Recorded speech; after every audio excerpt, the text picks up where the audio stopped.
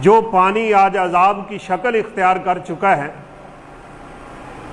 وہ ایک شیر خوار بچے کو صندوق کے اندر بچا سکتا ہے۔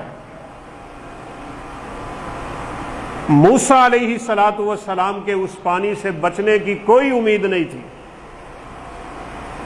دودھ پیتا بچہ ہے، چھوٹی سی عمر ہے، رات کا اندھیرا، جانوروں کا خوف اور بڑی بڑی خوفناک مخلوقیں جو سمندر میں رہتی ہیں، ایک آدھا لقمہ بھی نہیں بننا تھا موسیٰ علیہ السلام نے، لیکن اللہ رب العزت نے اسی پانی میں فرعون کو تو غرق کر دیا جو طاقتوں کا مالک ہے، اپنے آپ کو رب العالی کہتا ہے، سب سے بڑا رب کہتا ہے، اسی پانی میں اللہ نے فرعون کو غرق کر دیا اور اسی پانی سے اللہ نے موسیٰ علیہ السلام کو بچا لیا۔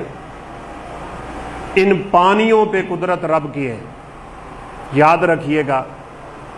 اس وقت جو سیلاب کی شکل بنی ہے اور اللہ رب العزت کے عذاب کی شکل بنی ہے، شاید اس سے پہلے ہم نے اپنی زندگی میں ایسا نہیں دیکھا۔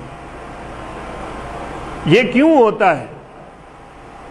ایسا کیوں ہو رہا ہے چند سالوں سے؟ کبھی زلزلے آ رہے ہیں، کبھی طوفان آ رہے ہیں، کبھی کورونا کی بیماریوں سے لوگ مر رہے ہیں، اب سیلابوں کی شکلیں اس قدر ہیں کہ یقین مانے پنجاب کے لوگوں کو پتہ ہی نہیں ہے کہ اس وقت وہاں کی صورتحال کیا ہے۔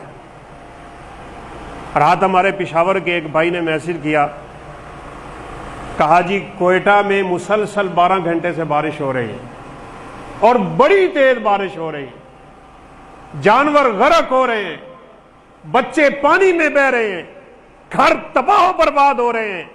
اللہ کے اس عذاب کی کبھی ہم نے سوچا بھی ہے کس وجہ سے یہ عذاب آتے ہیں؟ بس ہم خبریں سن کے ٹی وی بند کر دیتے ہیں، کبھی ہم نے نہیں سوچا ہماری ذمہ داری کیا ہے، یہ کیوں رب کی ناراضگی ہے، وجہ کیا ہے، اللہ کیوں اپنی مخلوق کو یہ جھٹکے لگاتا ہے؟ کبھی میں نے اور آپ نے بیٹھ کے سوچا ہوتا، رب کعبہ کی قسم ہے انتظام کیا ہوتا، جو رب چاہتے ہیں وہ کیا ہوتا، اللہ ان عذابوں کو اپنی امت سے ویسے ہٹا لیتا جیسے یونس علیہ السلام کی قوم سے ہٹا لیا تھا۔ عذاب تو ان پہ بھی آ گیا تھا۔ یونس علیہ السلام عذاب کی وعید سنا کے خود نکل گئے علاقے سے، اب پوری کی پوری قوم اللہ رب العزت کے سامنے گر گئی، گری آزاری کرنے لگی، رونے لگ گئے۔ قرآن کہتا ہے فلولا کانت قریۃ آمنت فنفعها ایمانها الا قوم یونس، اوے لوگو تم یونس کی قوم جیسے کیوں نہیں ہو جاتے علیہ السلام؟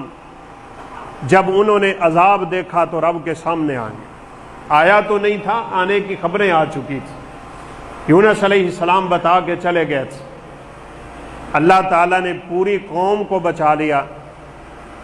اور وہ کیسی شان اور قدرت کا مالک ہے، اس نے اپنے پیغمبر کو پکڑ لیا۔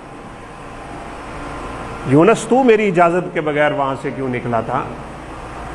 مچھلی کے پیٹ میں، مچھلی کا اندھیرا، پیٹ کا اندھیرا، سمندر کا اندھیرا، رات کا اندھیرا، پانی کا اندھیرا، فی ظلمات ثلاث، اللہ نے لقمہ بنا کے یونس علیہ السلام کو، مجھے اور آپ کو سبق سکھایا ہے، ادنا سی نافرمانی کرو گے، بغاوت کرو گے، رستہ چھوڑو گے، کسی اور رستے پہ چلو گے، تم سے پہلے بڑی قومیں آئیں، بڑے بڑے طاقتور گزرے، قوم عاد گزری، سمود گزری، صالح کی قوم، لوط کی قوم، نوح کی قوم، آدم تک کے انبیاء چلے گئے، بڑی طاقتوں کے مالک تھے، تم ان کے سامنے رب کعبہ کی قسم کچھ نہیں ہو۔ ہم نے اپنی آنکھوں سے ان کے مکانات دیکھے۔ قرآن کہتا ہے وَتَنْحِتُونَ الْجِبَالَ بُيُوتًا، تم ہاتھ مار کے سوراخ کرتے پہاڑوں کو اور اپنے گھر بنا لیا کرتے تھے۔ اتنے لمبے تڑنگے قدوں کے مالک تھے۔ ابن کثیر رحمہ اللہ نے لکھا ہے درخت کے درمیان میں ہاتھ رکھ کے زور لگاتے، زمین تک درخت کو چیر کے رکھ دیا کرتے تھے، لیکن اللہ کا جب عذاب آیا ہے، اللہ کے عذاب کی ادنا سی برداشت بھی